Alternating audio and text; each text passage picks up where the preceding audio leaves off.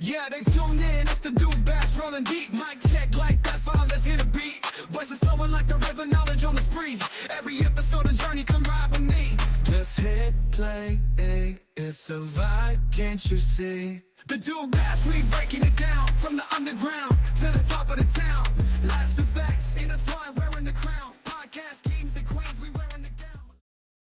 Whoever writes the lyrics is who gets paid. And then, or the royalties or whatever. Like it just like, that's why nobody wants to be in a band with Dave Mustaine. Like he had that bass player, David Ellison, for 100 years.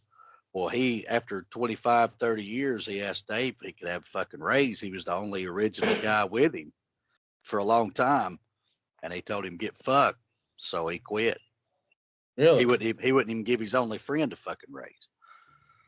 I always thought Dave Mustaine was cool. I didn't know he was a bit of a D-bag like that. Well, I mean, he was on drugs real bad for a long fucking time. I mean, he tried. They got a song called 99 Ways to Die. Yeah. That was a song about him trying to commit suicide 99 different ways. Dang. It's off of Hidden Treasures. I've got Yeah. that. So Dave Mustaine was one of the original guitarists of Metallica, correct? He was Yep. the lead guitar player. Yeah. What was James Hetfield? He just a rhythm or something like that? Yeah, he was just the rhythm, but they used to switch in and out singing too. Oh, okay. So there was actually an original bassist before Cliff too. Ron McGovney. Yeah, Ron. I never heard of that guy. The documentary that I watched didn't mention much about him. It just said that Ron and Dave didn't get along, and so Ron ended up leaving. And then Dave later, used to beat him up. He ended up being like that guy that quit the Beatles yeah, right before they got famous. yeah, because they wasn't making no money whenever Ron was in the band. I don't guess. No, they just had some demos out. I used to have a bootleg CD that had all those demos on it. And actually, Hero of the Day was on it. So, I mean, they Really? wrote the music for that song fucking 25 years before they ever put it out. It wasn't ever the right time to let it out. They wasted it on Load, though. That was the shittiest album ever. Yeah. Well, they right blew, next they to blew Saint a Anger. load on that album. I'll tell you what. Yeah, right next to Saint Anger. So Yeah. not to defend Load and Reload, but the album itself sounded good. They just Reload's a different animal. It's better than Load, but Load fucking blew. I didn't even buy that. Well, I mean, it's not that I didn't like Load. I didn't like Load as well as what I liked the older stuff, but I think it was mixed well because I got Death Magnetic and the songs on it, if they were mixed better, rock. But it sounds like it was produced for about $10. And It's probably I don't like it. look on the look it up and see. I bet they produced it themselves, and that's why. And I get what they were trying to do. They were or it seems to me like with the backlash from Load, Reload, Saint Anger, you had them three bad albums right in a row that the fans didn't like. They want to go back to something more gritty, and basically it sounded cheap, and that Go back to what Metallica's supposed to sound like. Well, see, that's what I'm saying. And I would have liked Death Magnetic a lot better had it been produced better. Right. Like the songs aren't bad. It just sounds horrible. They've been running into that issue for a long time. Because Saint Anger, that fucking snare drum sounded like he used a damn empty keg and a damn dildo called the big Black Mamba 3000. Everybody makes fun of that freaking snare drum, man. God. That Like was beating the trash can. that's my vote for the worst Metallica album ever. Like it doesn't get worse than that. People can hate they can hate Load and Reload all they want, but you don't get worse than Saint Anger. It was horrible. They had That's some pretty good. bad. They had some good songs on there, but that snare drum ruined it for me. Yeah, leave it to Lars to run something. Yeah, and his and all you can hear of the drums is the fucking hi-hats. Lord have Yeah, mercy. you ought to hear them in concert. That's all you can hear is the hi-hat and a little bit of the snare, and then everything else is all Rob's bass. Like you can't hear James or Kurt play. I know Metallica inside and out, and they were playing Orion. Yeah. And I lost the rhythm several times in the song, and I know that song inside and out, and it was because the freaking bass overpowered everything, man. Wonder why they let him do that. You'd think they'd they wouldn't be like that. Well, that's your sound guy out front that's doing that. Yeah. They probably got some fucking super fan that's a big Lars and fucking bass fanatic, because the guys on stage, what they hear is completely different from what you hear. That's what I saw. I saw a reel on Facebook. Yeah, I seen that one too. And it was talking about that. I didn't know that. I thought it all sounded the same. No, it's like whenever I'd play out, I just turn the guitar amps high enough to where I could hear what I was doing, but I wouldn't turn it up louder than where it would go past the front of the stage. Because if they can hear that over the mains, because you got everything microphoned, you got microphones in front of your amps so you can get all that volume. If the stage volume is louder than your main volume, it sounds like you're in a trash can. It sounds real hollow. Mm-hmm. And you can't equalize that. So like that's the problem that most young bands fall into. They think, well, if it's loud, it's good. The louder we are, the better we sound. That ain't true. It sounds like shit out there because they can't hear how you mic'd it. Even in small bars like Gordo's, I always microphoned every drum, every guitar, everything, so that I could shape the sound. It wasn't for volume as much it was for EQing it. You know, because you can't hear that bass, you can't feel the bass drum in your chest unless you put a microphone on it. So you got EQ. Right. Yeah, I guess that's a whole scientific method of sound. But so Metallica starts out, I guess, in what, 1983? They got together, and at what point did Cliff Burton get killed? Was it right before the Justice for All album? Yeah. Between Right after I think they was on tour for Master of Puppets. Yeah. So they was on tour for Master of Puppets. Yeah. And they have a bus wreck, and I reckon that killed him in that bus wreck, right? Correct. But so when did Dave Mustaine leave the band? Was that before they released Kill 'Em All? Yes. But after he wrote all the songs for that one and Ride the Lightning.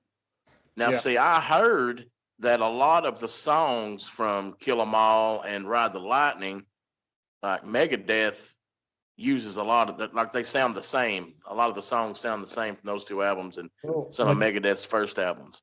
Mechanics is the Four Horsemen, but it's Dave Mustaine's song. Reverse. The Four Horsemen is Mechanics. Yeah, Four Horsemen is Mechanics, but Mechanics is Dave's. It come out first, so that's why he can play it, right? But no, well, he wrote the song. He wrote the whole song of, see, like when you get rights to a song, or used to, I don't know if you'd have to do that now, but used to, you'd have to send the words, a recording of the music, into like your whoever was going to publish it, BMI, that was the publishing people back then. So he sent in that music and he had it published in his name. Well, they just thought, well, he'll go get shit-faced in San Francisco. He'll never amount to nothing. We'll just take all these songs he wrote. We'll change the words and we'll move on. Even the melody to how the words are sang is the same.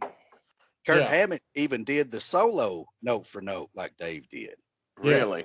So he didn't write that. Like, the difference between the Four Horsemen and Mechanics is played about 10 times faster, almost so fast that you can barely tell what the hell he's doing. And the Four Horsemen put in the bridge a rip off of Sweet Home Alabama. Yeah. So that, and Dave Mustaine did that too. He put it in there as a joke because Lars Ulrich was like, we need to put a bridge here. And he's like, okay, what about this? He was like, man, I love that. And he's like, damn, they don't even listen to Leonard Skinner. So they kept it. But he sued them for Kill 'Em All and Ride the Lightning, both albums. So now it has his name in there as a co-writer. Like he took them to court and won. Really, I didn't know that, man. That's crazy. He's off of that too. Yeah, he probably gets more than they do because they had to settle out of court. Because he could have took them to the fucking cleaners, But at that same time, he had just started getting commercial. It was about 1991, 92, Megadeth started getting kind of popular as far like they was in Last Action Hero and all that shit. So about 91, 92, that's whenever Symphony of Destruction and all that come out. That was 92. So they did Rust in Peace in 1990. And that's the one that had Holy Wars and Right. Hangar 18, all that. And then in 92, they did, I get them confused. I don't know if it's Euthanasia or if it was Countdown to Extinction that come out first. See, I thought the Countdown to Extinction come out right before Euthanasia, but I could be wrong. I think Euthanasia might have come out first. I'm not sure. But either way, they come out back to back. So they were starting to put a lot of money into production and all that. They wasn't just all about speed. They were still really fast. They wanted a better product than Euthanasia came out in 94. Countdown Destruction come out at 92. I was thinking so right. Come out after that. Yeah, they're both pretty good. Let's see who all we got. Oh, Dusty and Matt. Matt, I didn't even know you was on here, buddy. When'd you show up? Man, I've been here for a good 15 minutes. I didn't even know you was here. Yes. I've been at the beginning. I've been in the weeds listening to helicopters go above my house. Really? Yeah. They're looking for you, bro. They are, man. I kind of feel like Ice Cube in It Was a Good Day video. Didn't even have to use your AK. I didn't, man. I didn't. And I was screaming Domino. Domino, motherfucker. Domino. The triple. Well, check it out. Big Cat. Let's start off like this, man. I don't know how much Metallica you listen to, buddy, but do you have a favorite album or a favorite song that Metallica does? Yeah, most of mine are probably the ones everybody knows. Enter Sandman, Master of Puppets. I liked I Disappear off of the Mission Impossible 2 soundtrack. I thought that was kind of cool. I really liked their cover of Turn the Page. I thought it was a pretty good cover, given the time and the song. For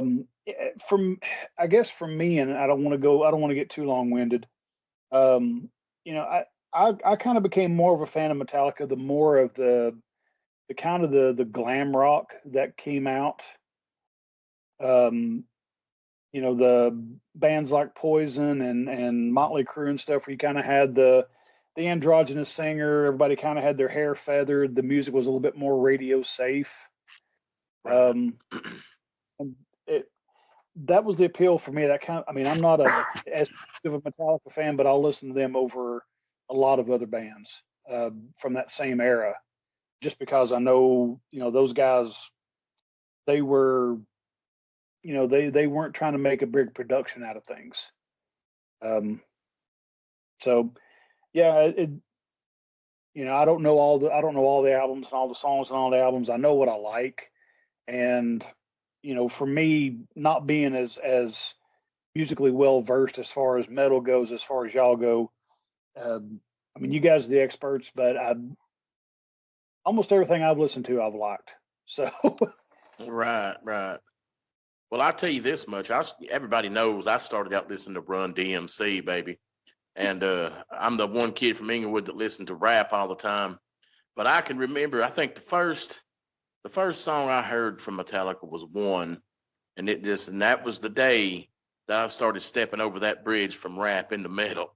And then they came out with the Black Album, and that just blew everybody's mind. But you know, One, I'd have to say that's probably my favorite song they do, just because it's just freaking awesome. That's all I can say about it. But the Black Album, that whole album's good. Metallica, I think, introduced a lot of people to the metal genre of music, and I know it certainly did me. Daniel, what's your favorite song? I know you've seen them in concert like 50 times. I seen him in concert once. I'm gonna go see him again in May. Oh, working on 50 times then, my bad.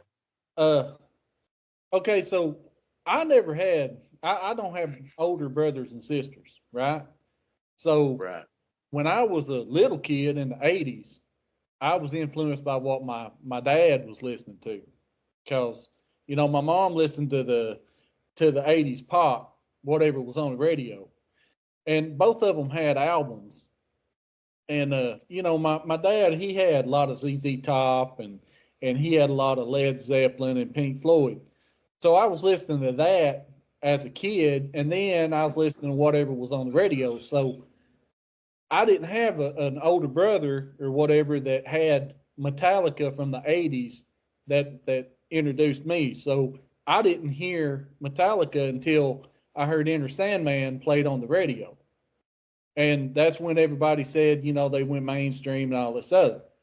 So beforehand, I guess that's what really got me into Metallica is listening to the Black Album, especially Enter Sandman. But probably my favorite album after I got into listening to them and everything is going to be Master of Puppets. And I remember, I guess it was around the same time that the Black Album would come out, maybe a little bit after that. We were all playing baseball over in the park, and you had that big yellow radio, Corky. I remember that thing. You had Master of Puppets, the tape, and I was listening to it. That was the first time that I'd ever heard Badgery. It was the first time that I'd ever heard Welcome Home Sanitarium. Really? I didn't know that. Yeah, Disposable Heroes. I really love Disposable Heroes on that, and you actually ended up letting me borrow that tape, and so I listened to that tape over and over and over. I love Orion. There ain't a bad song on that tape or on that. I'll say, Damage Incorporated, all of that stuff is really good. What I loved is if any of you guys watch Stranger Things, it's on now. That show just introduced a whole new group of kids to Metallica when they used Master of the Puppets in that one episode. It just blew people's minds. And I'm like, you guys, there's so much more you guys need to listen to, because Master of the Puppets is just, scraping the top off of it. You know what I'm saying? Yes, too. I didn't realize the subject matter that they were singing about, because Master of Puppets is about addiction. Really? Get your breakfast on a mirror. It was that's about cocaine basically, and it's talking about how it controls you. Yeah, it's talking about it in a negative way. It's not saying that it's cool to do it. But I didn't realize that until I got older. Because I don't really listen to lyrics. I listen to the music. I don't either. Yeah. And so, I'm listening to the riffs and the leads and all that other, and I'm not paying attention to what the song is actually singing about. They sing a lot about war and everything else, and a lot of historical stuff. Yeah, and I didn't realize that until I got older. But I got long-winded. That's all right. That's what we do this podcast for, is get long-winded, baby. Easy answer though. My favorite Metallica album, easily Master of Puppets. Yeah, God. Me too. You know, have you ever sat and listened to Kill 'Em All and Ride the Light? They're all good, man. Every one of them's good. 100%. Now you get up to the Black Album, which is, you know, commercially probably everybody loves that album, the greatest. Not me personally, but that's when most people start listening to Metallica's when the Black Album come out. And then something bad happens. Anybody want to talk about what happens after the Black Album? Well, let me say this about the Black Album. Everybody listens to the Black Album and loves it, and it's produced really, really well. Okay. But if you listen to those same songs played live, they sound exactly the same as what all the other ones do. You know what I mean? Really? So that Yeah. that really rich sound that you're hearing on the studio album, that's not like that when you hear them live. It's, Yeah. So, you know, a lot of people, they think that Enter Sandman is the greatest song in the world because it's mixed beautifully. Mhm. But whenever you hear Enter Sandman live, it sounds just like everything else that they're playing. You know, it don't sound any better than what some of the other great songs that they have are. Yeah, I guess it would be kind of hard to make a song sound like they made it sound on the album when you're out, you know, on a stage in front of, you know, 10,000 Yeah, million people. it probably wasn't overproduced, but it produced a whole lot better, and a whole lot more emphasis was put into producing that album than what was put into some of their other older stuff. That's when they got Bob Rock, but that's also when they quit playing like the song all the way through when they would record it. They would record, like somebody would record their part, and then they would just, it's like they would have a bunch of songs they had recorded, and then they just kind of splice them together. Because everything that Metallica plays is in the key of E. So if you get lost, you can just go to E and you're there. But that's when they started splicing everything together. You know what I'm saying? Like, hey, we don't like this, where this is at in this song, let's move it over here. So he was getting more complicated as far as, it sounds good production wise. It's just hard to duplicate out in front of people. Yeah. Well, you know what? When I talk about Metallica, the main thing I want to talk about is because for a long time, until I discovered Pantera, they were like my you know, most favorite band of all time. But then when they done the album Load, and I just like to get one of you guys' take on why they would, you know, change their sound and everything that made them famous, why they would switch up like that on everybody. And you know, a lot of people, even other bands, you know, called them sellouts and stuff like that. You know, I guess maybe they were getting older and they wanted to try different things, but you know, why would you ever, you know, turn your back on what made you famous to begin with?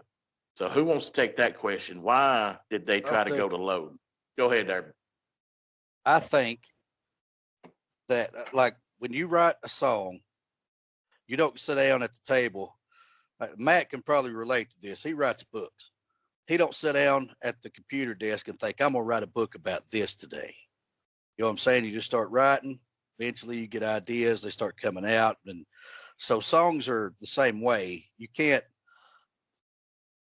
just say, I'm gonna write a heavy metal song today. You just write music and then it comes out, and then that's how it comes out. I think as people get older, their taste changes.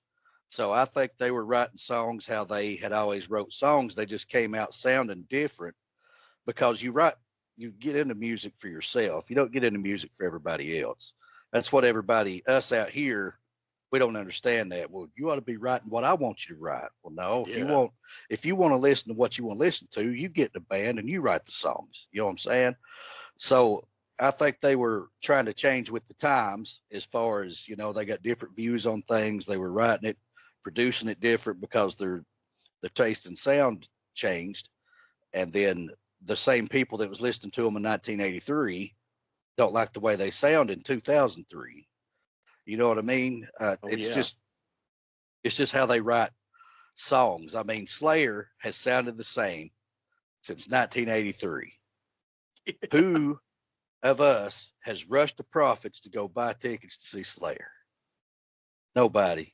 I mean, you can not be a sellout and sound the same for 30, 40 years. Now, of course, they've got better songs than I've ever wrote, and they've made a whole lot more money than I'll ever make on music, but they've sounded just the same, and they'll never be as rich as James Hetfield, who supposedly sold out. You know what I'm saying? I don't think it was a conscious decision that they just, hey, we got to do something different. Well, no, I think they thought maybe the times were changing. They were getting a little older, and you know, they. I guess you ever heard that song? What's it called? You know, Roll Until with the It Changes. Sleeps. Yeah, whatever. God, but I still am mad at Metallica for it. I ain't gonna lie. I'm still mad at them because Well, they were my most favorite band of all. they tried to do something different. They tried to Yeah. do something that wasn't speed metal. And there's nothing wrong with that. Let me get that straight. There's nothing wrong with trying to do something different. You just don't dedicate a whole album to doing something different. Let's do this song different and see how people like it. Yeah. You know? And that goes along with what Travis was saying. Taste change. They're trying something different. I thought that I said it before. I thought that the album itself was mixed really well. It sounded a whole lot better than some of the other stuff that they come out since then. And the songs, it's not that they were bad songs. It just wasn't speed metal, and that's what people was still wanting.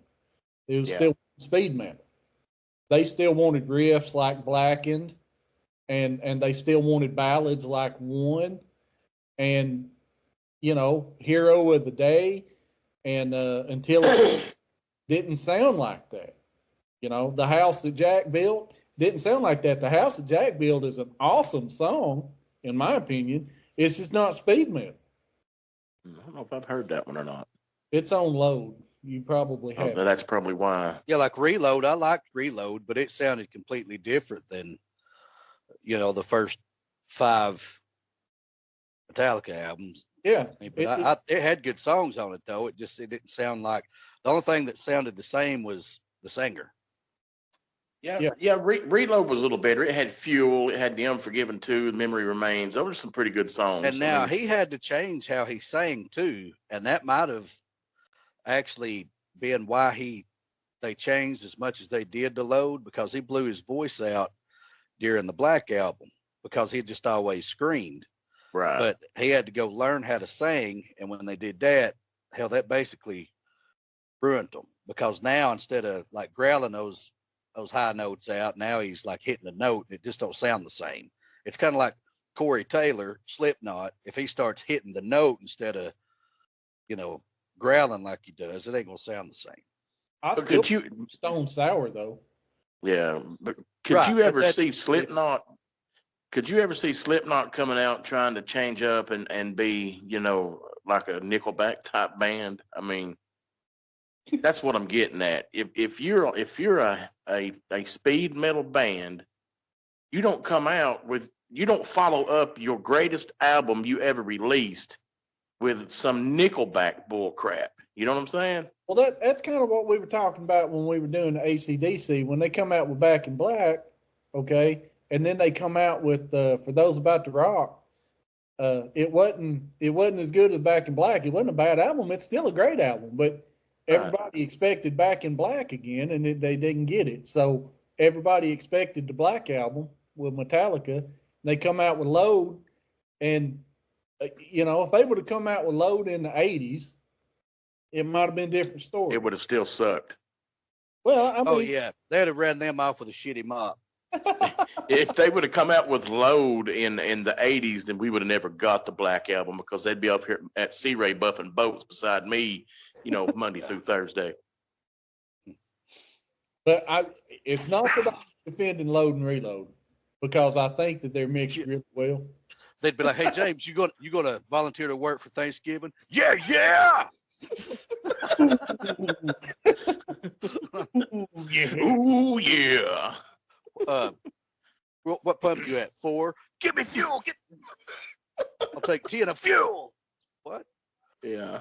You ought to be a singer. Black Friday. Oh, Yeah. You look at Saint Anger, and Load and Reload sound like gold compared to Saint Anger, and that's something else about just mixing. Death Magnetic it's got some good songs. I didn't too much care for some of them, but it's got some good songs on it. I just thought it was mixed like crap, and I don't listen to it. Well, see, here's why I think that they didn't change on purpose for Load and Reload. Those kind of sounded the same. You know what I'm saying? They didn't sound they sounded similar together, just nothing like anything else. Right. Okay, the next one was completely different than all of them, and it sucked. So that was them trying to change to get back into what they thought the people liked, and it fucking blew up in their face. You know what I'm saying? Yeah. Like, I didn't even know it was them. First time I heard them, I was in Singapore waiting in line at the bank to get money, and they were showing, it was on MTV, and they were showing a video of it. I was like, who's these fucking losers, you know? And it come in, and it was James Hetfield in a toboggan in prison. I was like, no way.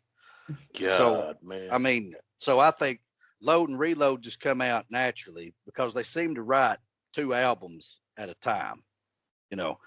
Yeah. And then I think 2002, 2003, whenever Saint Anger come out, that was the product of them trying to change back into what they thought people.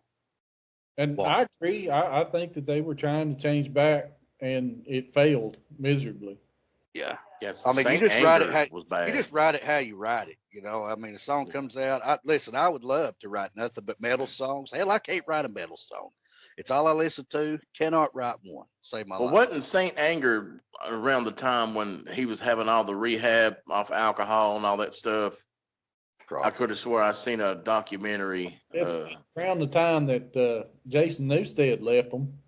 Yeah, he left them, and I think Hetfield was in rehab, and it took like 2 years to write the album or something like that. Yeah, So he they had to all go to kinds of rehab fun. a few times after he, like, there was some pyrotechnics that blew up on him during the Black Album, and he had to go to rehab for that. He couldn't tour no more, so, you know, jumped down in the bottom of a bottle every night. Well, he had to go to rehab. He started going to rehab then because he was a alcoholic, and then just the time off just made it that much worse, I guess. Yeah. Dusty, I love your insights on stuff, man. Why do you think the album Load happened? Other than just completely selling out. I got to thinking about it. To me, and again, I will issue this disclaimer. I am not a metal expert. I am nowhere near a music expert. I leave that to Travis. To me, I think I'm not an expert. Hey, you're more of an expert than I am, bro. I know a little bit, and I can guess the rest if I can quote Leonard Skinner.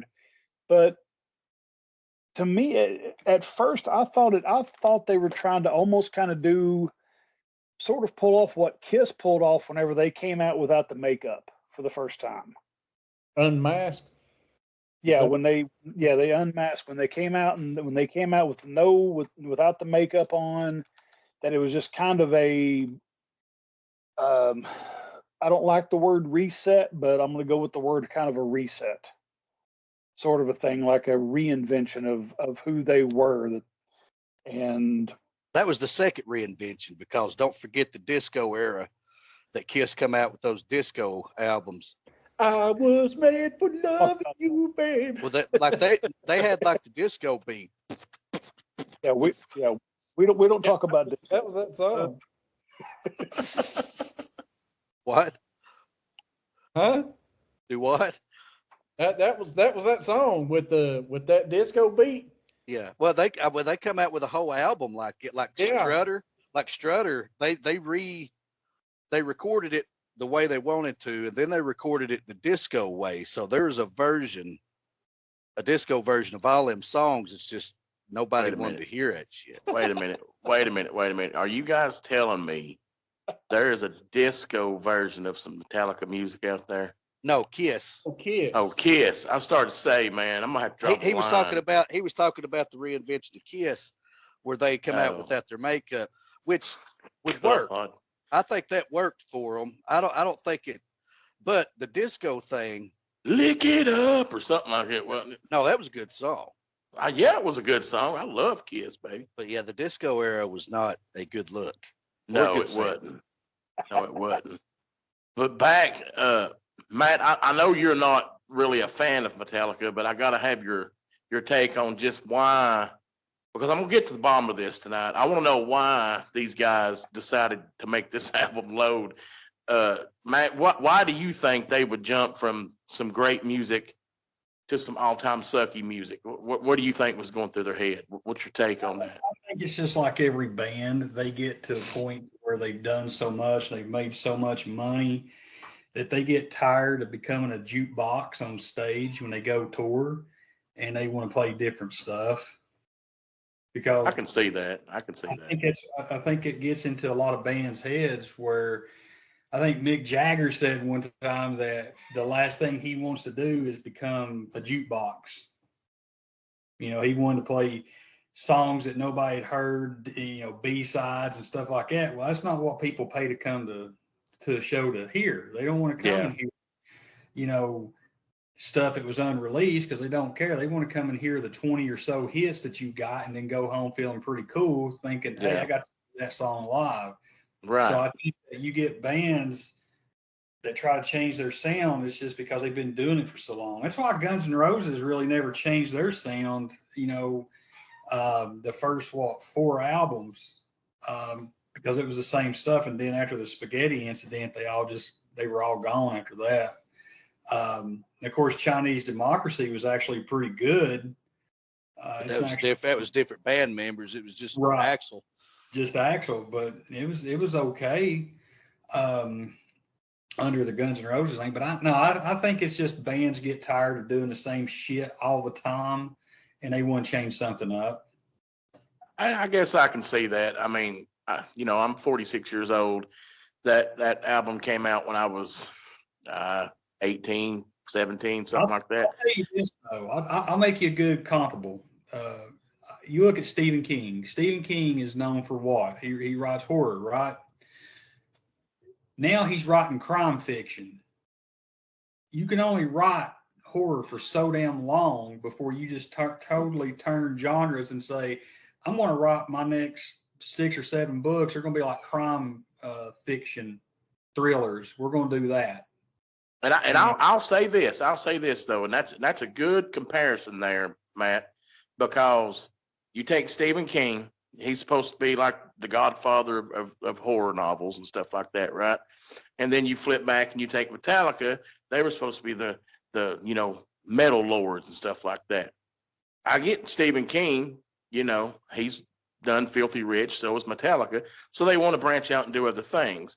But I think, and this is just my opinion, you still need to cater to your fan base. If like Metallica wanted to create Load, have a couple songs that are different, try it out and see what people think. Stephen King, hey, write a book here or there that's a crime book. But you still, at the end of the day, Stephen King's going to be known for his horror books. He can write all the crime stories he wants. I know he writes science fiction and stuff like that, but he can write those for now until the day he dies, but he'll always be known for his horror novels, just like Metallica will always be known for their metal albums, not when they tried to switch over to this, I guess, semi-alternative sound they were going for. I don't even know what you'd call it. Here's a good comparison, though. AC/DC done real good. AC/DC really hasn't changed their sound. And that's why they've done so good. They know what their fans want, and they keep giving it to them. You know what I'm saying? But those fans are dying off now, though. No, that's what they hear. Yeah. But those fans are dying off now, though. So now, I'm not rushing out to go see AC. I mean, they've completely changed how they sound. But here's a good perspective to put it into, Corky. All right. We have a different topic every week to talk about on here, right? Yes, sir. Okay. And it always know- ends up bashing me at the end. See, we got to give the people but what listen, they want. But listen, we We'll don't get go we don't go out here polling the streets or Facebook. What do you want us to talk about? And then we do that when we run out of ideas to talk about. You know what I'm Yeah. saying? Yeah. We still, hey, I want to talk about this, and we talk about it. We don't give a damn what they want to hear us talk about. You know, you just have to wait till that episode comes up for it. Right. You know what I'm saying? Like, No, I understand. If something's on your mind and you want to talk about it, that's just, that's the same thing with Yeah. writing songs. It's going to come out how it comes out. I understand. I'm still butthurt, but I do understand. We can move on because I got something else I want to talk about as far as Metallica goes. Now, we've talked about them, how they sold out. I'll say it, sold out, made load, whatever you want to do. So I believe Jason Newsted left because I don't think they gave him enough, creativity in the band. Is that right? Creative control. Yeah. So basically, they just wanted him to show up and play the bass and go home. Wouldn't never let him write songs or anything like that. Is that true, or am I just making that up? Well, no, that's true, because even in that documentary, they said that it's whatever James and Lars wants. That's what happens. Kirk and Kurt Hammett writes his part, but he has to learn how the song was played by James Hetfield, and then like Kurt Hammett come up with the riff for Enter Sandman, but it was Lars that told him, hey, do this 3 times, put this right there, and then that's how they wrote the song. So it was still his input that ended up being the way that it turned out. Right. But they said that it's always been that way, and then they actually blamed Load and Reload on Kurt Hammett and Jason Newsted. They said, they've been talking about us not giving them the reins ever, so we just let them run with it, and this is what we got. I think that that's sounds why like Jason Lars. Yeah. Well, that was James Hetfield said that, but I think that's why Jason Newsted left. That's funny you mentioned that, Travis, because that's exactly what happened with fucking CCR on their last album with Mardi Gras. Because John Fogerty wrote all the songs and he produced all the albums, and Doug Clifford and Stu Cook and Fogerty's brother got tired of Fogerty doing it all, and they wanted control. And John Fogerty said, okay, you guys write some songs and you're going to sing the songs. He said, I'll step back and let you guys have more of a say. And it was their worst album ever. And it was the final album that CCR ever put out. Yeah, and he couldn't even play his own stuff for 30, 40 years. That's why he just went to the house. He just, hell with it. I'll wait my 30 years till I get the rights back or can purchase them, and then I'll go back to playing music. Fogerty got so pissed off at Fantasy Records that he refused to, even when he could play his own music, he would refuse to play it because it was such a bad time for him. He got sued for sounding like himself when he come out with Center Field in the song The Old Man Down the Road. Fantasy Records sued him because they said that he sounded too much like himself back in the 60s in a song called Run Through the Jungle. And he had to play the guitar in court to show the jury the chord switches because they weren't the same. Well, I'm sorry, go ahead, Travis. No, I was saying, right. I mean, how am I supposed to sound different from me? I don't. Right. Yeah, that don't make no sense. Yeah, it actually almost made it to the Supreme Court. I actually studied that case when I was in communications law, because the record company was claiming that the record company was trying to claim copyright infringement, and if I remember right, Fogerty actually showed that he had written the original song, and the court ruled you can't copyright infringement against yourself. Yeah. See, they just didn't want him making money without them getting a cut. They didn't want him making millions for any other record companies, and they thought, well, we'll just keep him tied up in court. And he just stayed at the house for a long time. But they never had a #1 hit, believe it or not. I mean, they had a lot of hits, but number 3 is the best that they got. Yeah, CCR put out so much music in a short amount of time that was really good. But it's when you look at it, it's all Fogerty.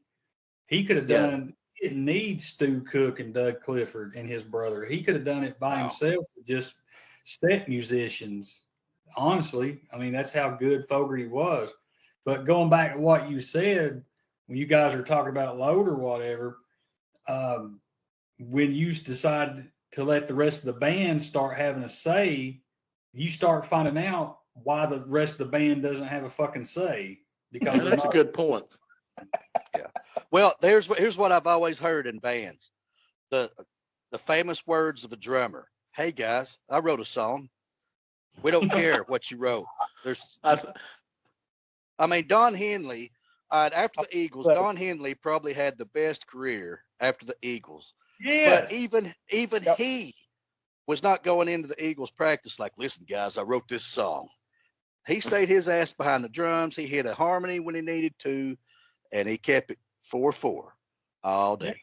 If I'm in a band and we're making millions of dollars, and all I gotta do is play bass, I'm shutting the hell up. Yeah, And there's a Know formula. your find role, man. You find the formula. You stick to it. damn song. If Daniel's like the fucking lead singer and he says, "Okay, Matt, I want you to be doing this, this, and this," I'll be like, "You got it, man." Yeah. I- As long as you sign this check for me. If Yeah, That's all I care about. All I care about is Senior spending band, money. bro. So let's just do it. Long as those direct deposits keep hitting, we're gonna be good. If Hell I'm yes, listening, man. we I ain't don't making no I do money. not care one bit who the fuck is the leader of the band. I don't care. I will sit over there and I will pick the damn bass and look out in the crowd and look at a chick that I'm about to do and get the money. That's all I would care about. That's Throw why some Nick, picks every now and then. Yeah, that's why I don't Nikki Sixx, care. Nikki Sixx wrote all the lyrics to Motley Crue songs, all of them. Mhm. And he is the most simple bass player ever. Most of the time, he's just picking with the one hand. He ain't even got this hand on the guitar neck. He's just waving at people, flipping them birds, drinking beer. But since he wrote the lyrics, he gets more money than everybody else does because he wrote the music, the melody, all that shit. Hey, fun fact about him, they wanted him to produce the Appetite for Destruction album. Yeah, I read that. He told him He no. couldn't do it because he was so messed up on drugs. Yeah, I think he overdosed that year.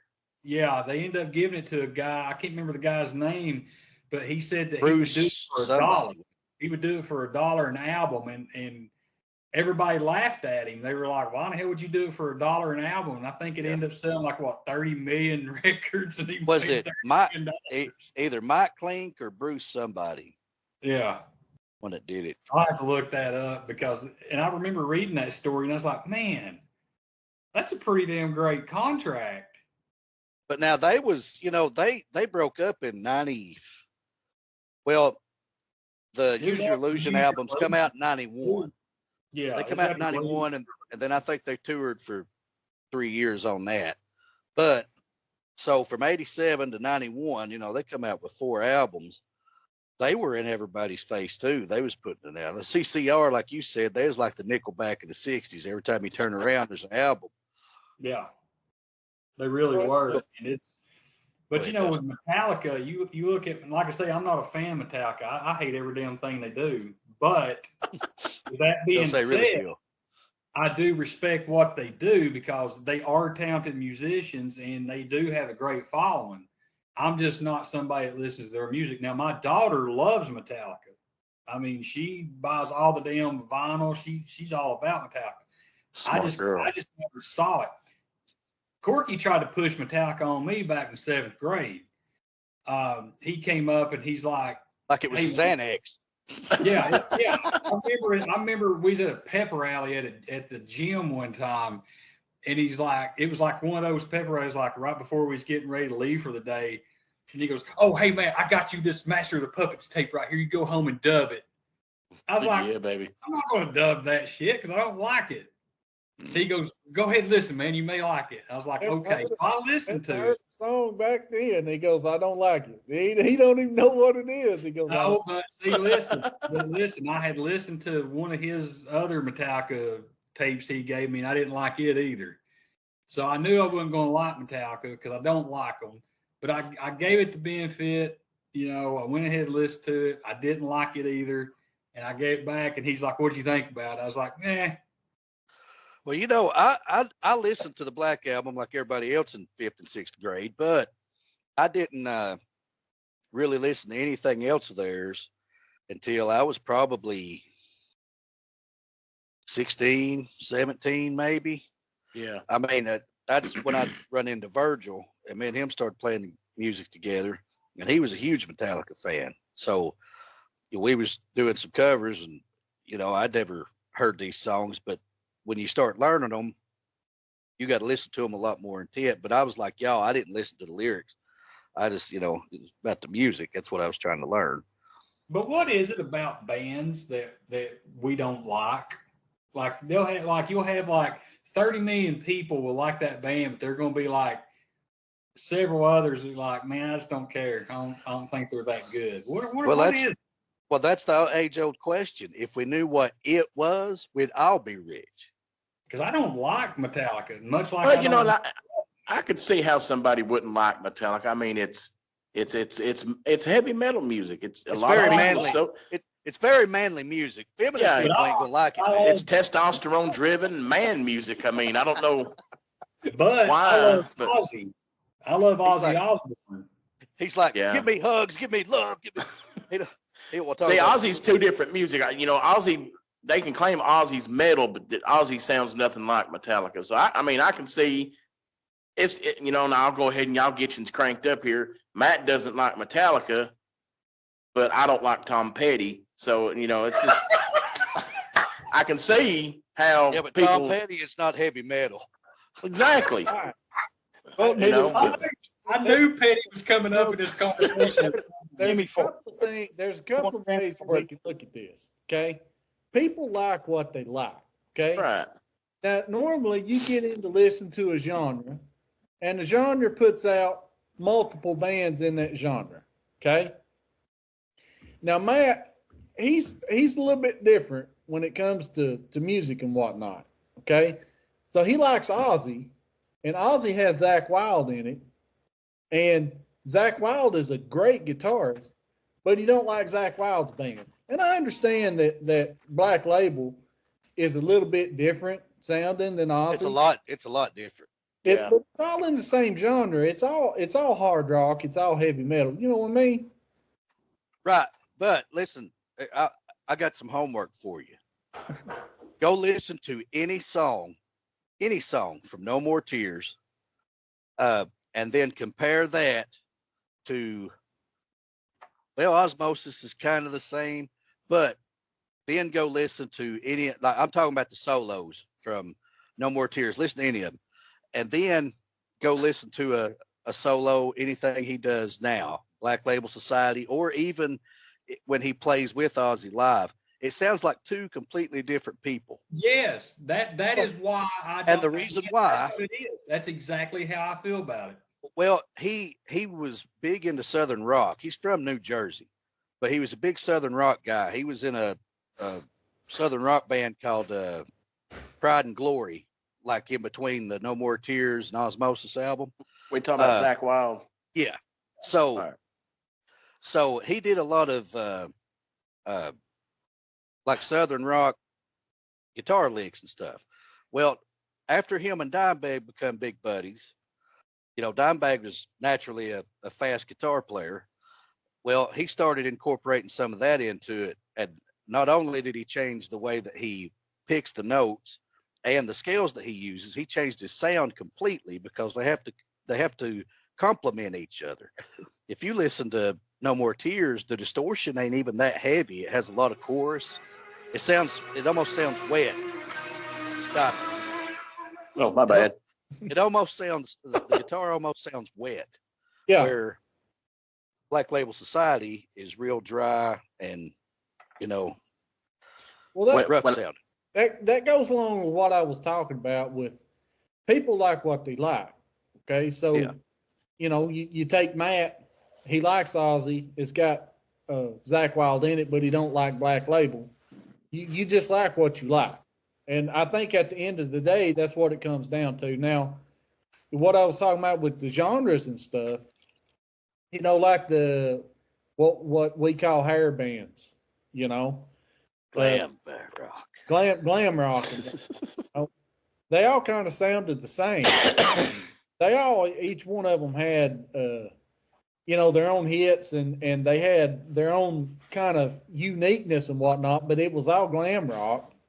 When you turn on the radio and you listen to Motley Crue or you hear a Poison song or you hear any of that, it's glam, right? You go, oh yeah, that's glam rock. You don't even, it's like, no, that's not metal, that's glam rock, even though it's still a hard rock band. So you like what you like, and that's my whole point.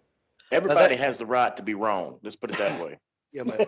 Motley Crue is like Motley Crue was the heavy metal glam band. Yeah, they was heavier than Poison. Well, Poison, you couldn't hear anything but the damn guitar in any of their shit. Well, you know, CC, he was high. I mean, he got off cocaine and swelled up to 400 pounds, dude. Have you seen him lately? No, I haven't. Yeah. He looks like the guy that eats CC DeVille. That's kind of like when you look at videos with coked out Ozzy, and it's chubby Ozzy. Yeah, chubby Ozzy. Teased hair in the jumpsuit. Well, I seen him get inducted to the Rock and Roll Hall of Fame, and he was sitting in his big throne because he couldn't walk. He's got Parkinson's. Dude can't walk. Yeah, he's in some bad health right now. How did he make it that long? That's what I'm saying. Do you know the amount of drugs he's done in his life? And like Keith, probably still doing them. Yeah, I don't know, but you know, it's like Metallica. I don't bash people for liking Metallica because I mean, you know, everybody, like Daniel said, everybody likes what they like. For whatever reason, I could not tell you why and really what it is about Metallica. They just never appealed to me, and I don't think heavy metal appealed to you at all, man. No, not really. That's kind of your thing. You don't like heavy music. You don't like the distortion. You don't like. No, I think the heaviest I know is probably Danzig, Ozzy. That's usually the two heaviest I'll go. And neither one of them have that much distortion neither of them's heavy. In comparison to what they're not too fast either. In comparison to what Pantera's playing or any of them others, you know, Dusty's hand is turning white from holding it up. The blood's running out of it. Go ahead, Dusty. Sorry. Oh no worries. That's just naturally pale. No, I was gonna ask because I was over here thinking, listening. So you got a band like Metallica, and from what I understand, Load was kind of an attempt to maybe sucked. Sound a little bit, do something different, right? Right. And it sounds like it crashed and burned. Definitely. Then you've got another band, but then you got like AC/DC got brought up, and somebody once said, well, AC/DC's made, 11 albums that all sound the same. And Malcolm Young said, BS, we've made 12 albums that sound all the same. Yeah. So they've never really changed. So I guess my question, just kind of throwing it out to you guys a little bit, maybe can you think of a band that has successfully changed their sound and went and got and stayed as popular or got a little bit more popular than when the kind of came out with? I was going to say Aerosmith. Yeah. Because that's a good question, Dusty. You think about Aerosmith, they were really good in the 70s, had that huge drop off in the 80s. Joe Perry left, and they were pretty much done until Rick Rubin got with Run DMC and they did Walk This Way. Well, that brought them back. And then they turn out and do Permanent Vacation, Pump, and then Get a Grip, which was the three best albums probably in their career. So I'm gonna go ahead and say I agree with that. Aerosmith did change their sound. ZZ Top probably changed their sound a little bit more than that. Oh, they changed it a whole lot from them first albums to what we got in the 80s. Yes, and that's completely different. That's what I was getting. I remember hearing Mexican Blackbird when I was a kid, and it was very much, to me, it sounded very blues, southern rock kind of sound. And then you compare it with Sharp Dressed Man and all the rest of it, it's totally different. So they were actually in the documentary that I watched on them. They were actually asked the question: do you think that this synthesizer kind of sound that you're bringing out with the Eliminator, aren't you scared that it's going to crash and burn? And they were like, hey, we're just trying something new. It ended up working, and Eliminator was probably next to Tres Hombres. Eliminator is probably their biggest album. And then they followed up with Afterburner. Afterburner is still a really good album, but it kind of sounds the same as what Eliminator does. And they changed their sound and it worked and carried them on through even the 90s. But now I'll say this. I don't think that they so much like purposely set out and was like, we're going to completely change our sound. I think that music is, there's a lot of electronic components in it. All right. It's just like, it goes back into Aerosmith too. I hated the way they sounded in the 70s. I did In the too. 80s, they sounded better. In the 90s, they sounded better. When all this stuff starts getting better sound, you're naturally going to start writing songs a little different. So like the synthesizer come up. Hell, even the Who jumped on board with synthesizers, and that's how they got big too. So I think that it's with the revolution of how music instruments sound, the updating of amps and stuff like that, the quality of them, I think that's what changes the sound more than anything. Not that they purposely set out to do it. But I tell you, But you know what Steven Tyler didn't do? Lose that mouth. Cut his hair. yes. Hey, but you know what he did do though?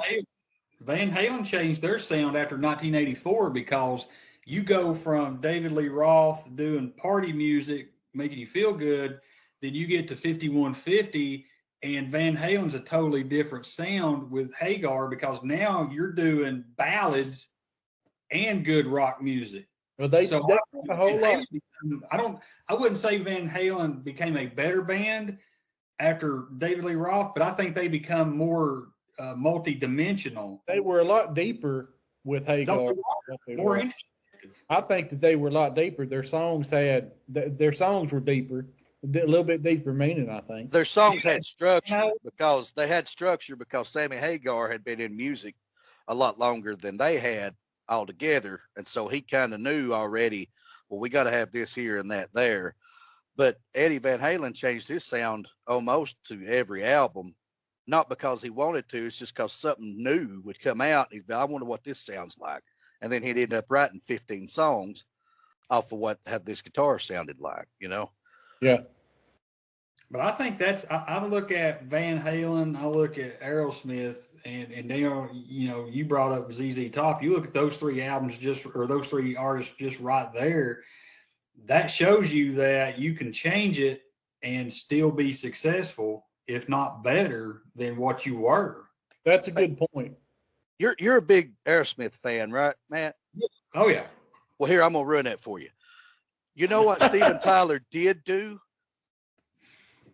He adopted a 13-year-old girl so he could date her. Google that. Crazy. Yeah. Google that, buddy. Dude, that is crazy. He's a chomo. He didn't grow a mustache either when he did it. Really? He didn't have the chomo stash or nothing. He just, That is I think I'm gonna be a chomo now. Didn't Nugent kind of do the same thing? No, didn't he have like a 16? He didn't adopt her. He just married that chick. He just married. Okay. Yeah, she was like, 15 from Hawaii or something like that? Yeah. She was with him for like 30 years, and then he dumps her for like a 20-year-old reporter or something like that. But what do you expect from a guy that writes songs called Yin Yang Sweet Poontang or whatever the hell it was? And I mean, that marriage was not going to last. No, God, no, that was never going to last. But I mean, you look at, but we were talking about Van Halen too. You look at Van Halen. Hagar was good before Van Halen, and he's good after Van Halen. He's just he's great. I think Hagar is really good solo. he took the Van Halen money and opened up and started making tequila. Yeah, he's doing good for himself. My I love Hagar. Hagar's all very right. underrated. I got a question for Corky. Okay, I've not seen it. All right, so Corky asked what our favorite albums was, and I don't think that we went all the way around the table on that. Now, the Matt don't have a favorite Metallica album. Dusty, he is teetering between the Black Album and It Sounds Like Master of Puppets. Corky and Travis hadn't answered that I remember. So Corky, what is your favorite? Favorite album of Metallica is Justice for All. Okay, that's a good one. Yep, love that album. That's the album I started listening to Metallica on, and I kind of worked my way back. How I ended up with Justice for All, I don't know. Somehow I ended up with a tape. Started listening to the song One. Then went back to Tape City. Picked up, I think it was Ride the Lightning. Tape City. When I got some more money, I went back to Tape City. Picked up Master of the Puppets. Then picked up Kill 'Em All. Then somehow ended up with the Black Album. But yeah, it all started with Justice for All for me. Sweet. Travis, what's yours? My favorite would be Master of Puppets. As far as song, be Disposable Heroes or Damage Incorporated. Both But of now I like Battery too. yeah. Both of those that's a good songs are killer. But I listened to the whole thing all the way through. Oh yeah, most definitely. My favorite song is Fade to Black off of Ride the Lightning.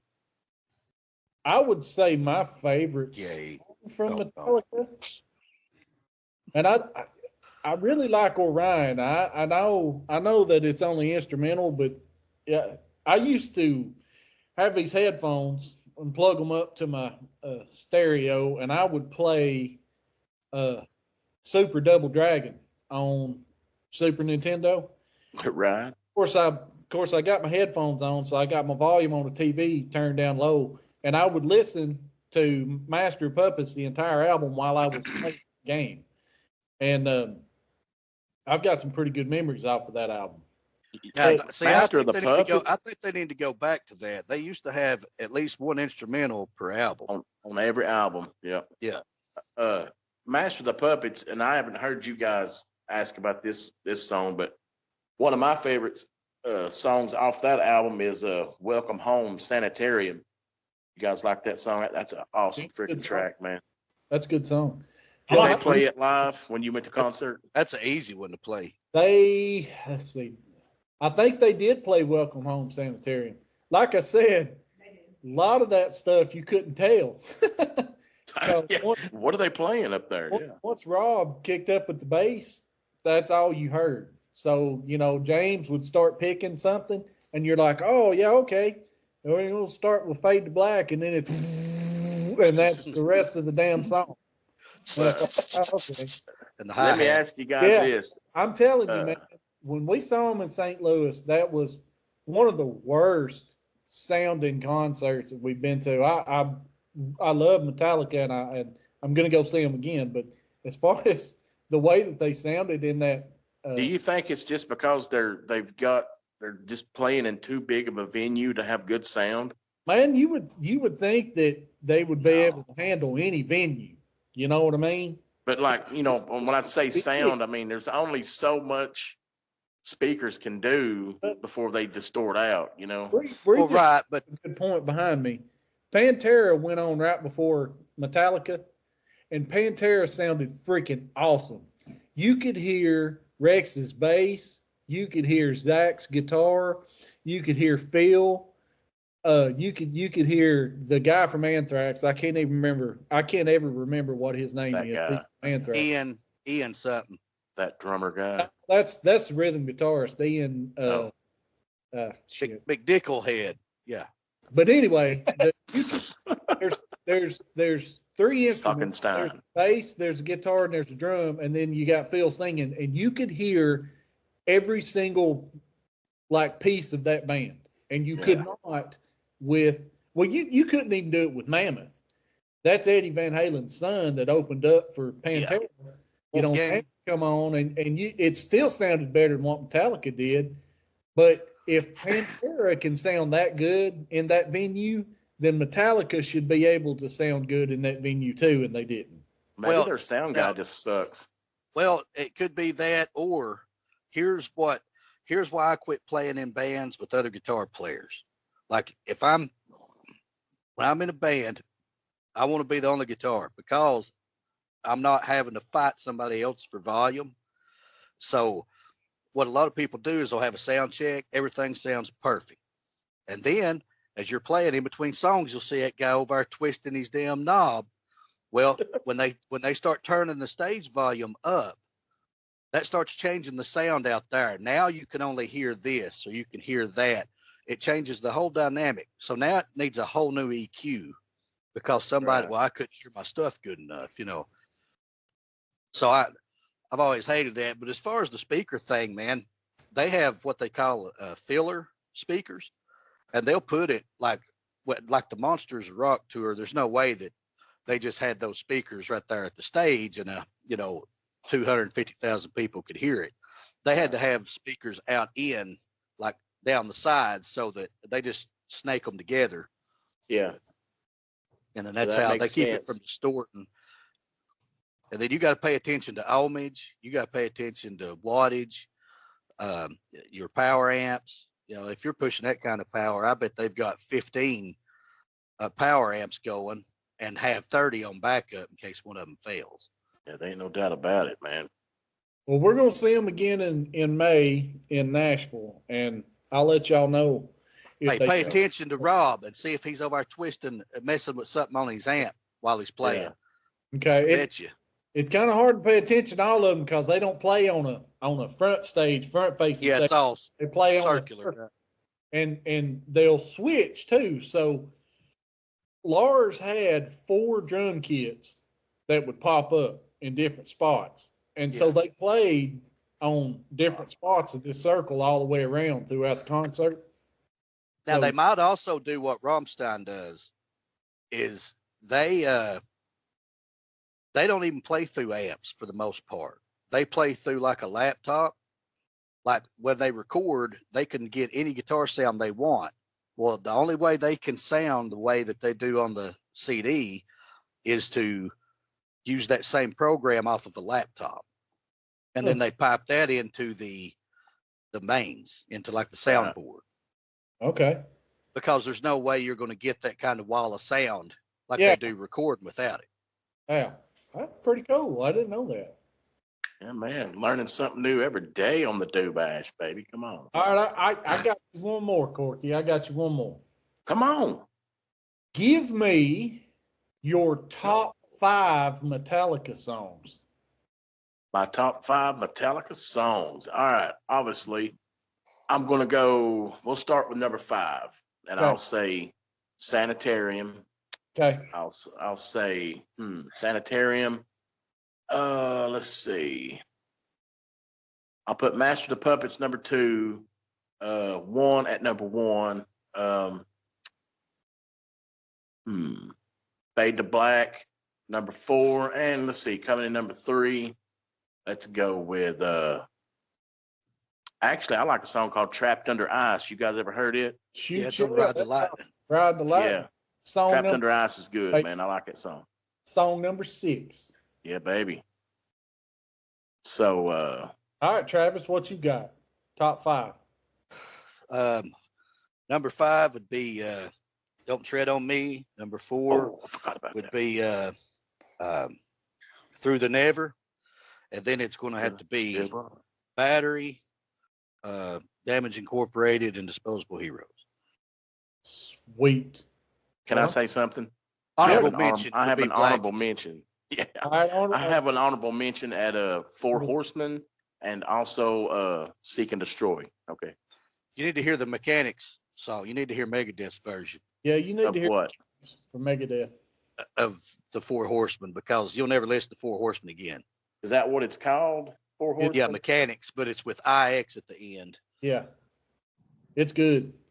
Oh, It's hold on. I'm fast. trying to find it right now. We'll see what it sounds. Try to find the remastered version because the original version, you can't hardly hear what the hell he's doing in the whole album. It's so fast. Travis, what'd you say your honorable mention was? Blackened, Oh, yeah. Okay. Good deal. first Sweet. song on Justice for All. Dusty, you got a top 5? Load, reload. Give Two Steps, Low. Tuesday's Gone, Tush. I like Tush. Yeah, I think we're in different genres, bruh. Oh, sorry. Little different for me. Where's the Killers? You didn't put the Killers on there. Yeah. I love the Killers, man. Well, I do too, actually. I mean, I like the Killers. Yeah, I mean, Do you just like he really? said, you like what you like. I love the Killers, say man. I think along Brandon with the Flowers he's got one of the best voices in I- music, I think. I don't even pay attention to his voice. I just like the music, man. He's got good Yeah. melodies. He could be singing love- any damn thing. I don't know.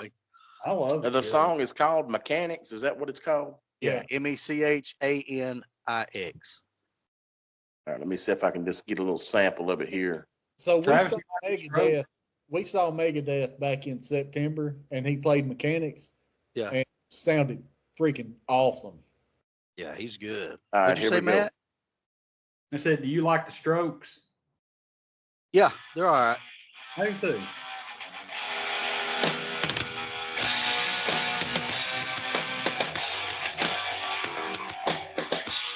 That bass is little, Ian, ain't it? Not your sound.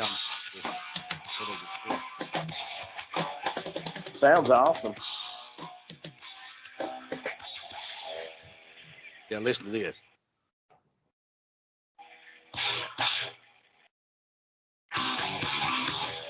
Wow, that is the same. But it's fast.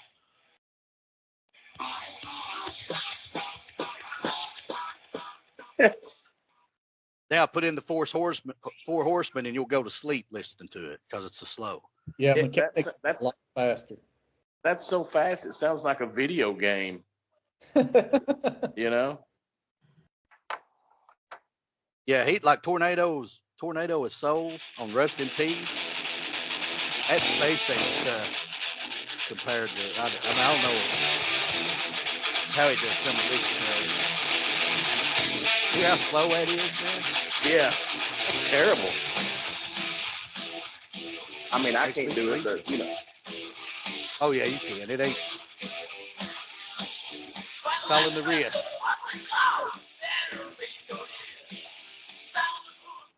He even sounds like the Cowardly Lion. What Matt That's said crazy. he They used to could look use like. the same music like that on an album. That blows my mind that they. Well, can they're do not that. supposed to. That's why they got sued and Yeah. lost. Oh, I yeah. remember the first time, Corky introduced me kind of to Metallica by trying to, pressure me into listening to them. But I remember, Come to the dark Take side. up club over here. This I is remember me just and Daniel club. were at his grandmother's house and we was watching MTV. And if I'm not mistaken, it was Metallica in like fucking Russia. And the video, Oh, it's yeah. a live concert. That's Monsters of Rock. And he looked like the Cowardly Lion. And his hair was out like this, Yeah. and you Hey. could tell he was freezing to death. It probably was in Russia. Oh, And yeah. yeah, It it was was. wintertime. Sounded to me like he was singing in Russian. I don't know Yeah. what he was singing, but he was like, Hey, Du hast. that's that same concert that Pantera went on Yeah. in front of them. I can't remember the video, but it shows him playing all. You know what he told Kurt Hammett when he got done playing? Because Said, Metallica "Follow went on that." that. Yeah, follow that, son. He was Oh, probably man. shit faced. He drunk 14, fifths of Crown Royal. Black tooth grins. Black Tooth. Yeah. Those things suck. I do remember that. That was a I fun have thing. never tried a Black Tooth. I always just end up with a Jack and Coke. And don't buy alcohol at a concert. You will go broke. Oh, there ain't no doubt about it. I know this from experience. You gotta get primed up on the way, buddy. God dang, man, we watched Pantera in Nashville I guess it was back in February, and I got 2 Jack and Cokes and made them doubles, and $15 a piece. like, that shit was like $40-something. What? Yeah, it was. Well, Bree says it was 60. Yeah, Hey, I went to the Pro Bowl in 2003 in Hawaii it really. when I was in the Navy, and Yeah. it was $13 a beer in 2003. And the beer it's still was in like a little, like chocolate milk cup you'd Oh drink my out of when you was a God. kid. Oh, I had a whole stack of them things, man. buying alcohol at concerts is a no go, man. I'll pay for a T-shirt, but alcohol is just expensive as crap at a concert. just I get gotta have thirsty one after the concert, man. Just God. get thirsty. Yeah. I remember one time I went to this high school play and I got some chocolate milk and it was like, God, it was like $3.50. I was like, what the shit? I said, Matt "$3.50?" was always living on the edge, wasn't he? Yeah. Yeah. It wasn't even Mayfield, Said- man. It said was, I- Make it chocolate milk. Sometimes I drink it out of a straw if I'm feeling real Yeah. I crazy. don't want no But I bullshit. feel like getting crazy. I get bloated when I drink it out of the straw. I want chocolate. I want no white milk. Oh, man. No, I don't Well, drink hey, y'all, I'll say this. I think that was a good show. The Doobash wants to say happy Thanksgiving to all you freaks out there. Hit us up, like, and subscribe. And we'll see you guys next week when we come up with something else to talk about. Later, y'all. Deuces. Was that a cat that Yeah, that's Cosmo. Yeah, they tune in, it's the Dude Bash rolling deep. Mic check like that, fine, let's hit a beat. Voices flowing like the river, knowledge on the spree.